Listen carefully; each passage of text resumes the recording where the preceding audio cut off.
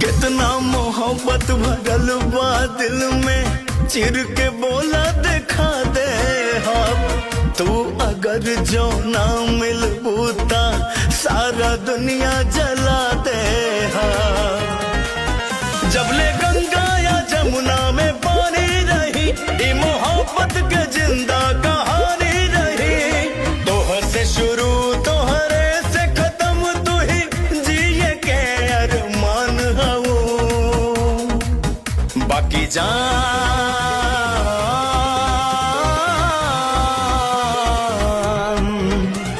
जान न मंगी हा जान, तू ही तो हमर जान हवो। चाहे मांग